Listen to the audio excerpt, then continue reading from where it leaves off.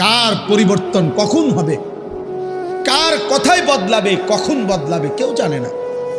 জানে কে? আল্লাহ। হয়তো তার কাছে এক কথা দিলে লাগছে যে হায় আসলে আমার জীবন এমন ঘৃণ্য জীবন। ফুজাইল ইবনে ইয়াজ রাহমাতুল্লাহ আলাই, রাত্রি গভীরে উনি বড় ডাকাত সর্দার ছিলেন। তো গভীর রাতে উনি ডাকাতি করতে গেছেন। রাশিয়া সামারকান্দের বড় ডাকাত, পৃথিবীর একজন বড় বিখ্যাত ডাকাত সর্দার ছিল তিনি।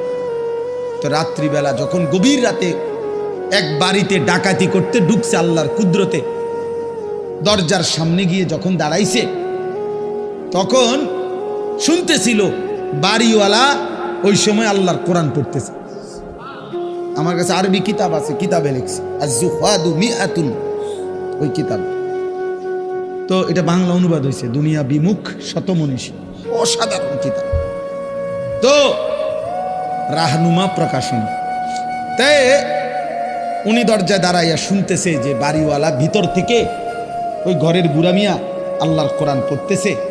আলাম ইয়ানি লিল্লাযীনা আমানু আন তাখশা কুলুবুহুম লিযিকরিল্লাহ।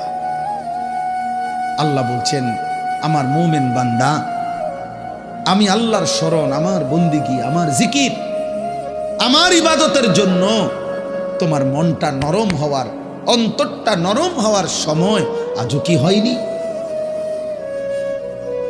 আজও হয় নাই বান্দা? আর কোনোদিন আমাকে সেজদা দিবা না? আর কোনোদিন আমার নামাজ পড়বা না? তাহলে আর কোনোদিন হালাল খাইবা না? আর কোনোদিন নারী পর্দা করবা না তুমি? আল্লাহ যেন ভেবে আম করে বলে, দিনের পর দিন যে ফজরের নামাজ পড়ে না, আল্লাহ যেন তাকে ডাক দিয়ে বলে বান্দা তাহলে কি আর কোনোদিন ফজরের সেজদা দিবা না?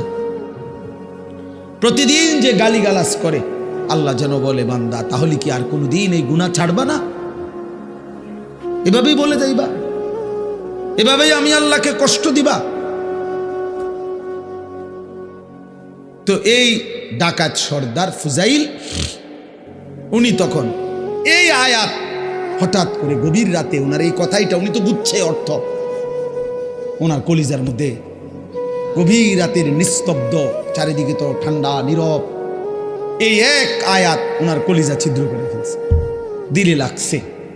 উনি পিছন দিকে ফিরে এসে চলে আসছে, বালা ইয়া রব্বি কদ আনা, আর চিৎকার করে দুই হাত তুলে বলছে আয় রব, আয় মাওলা, সময়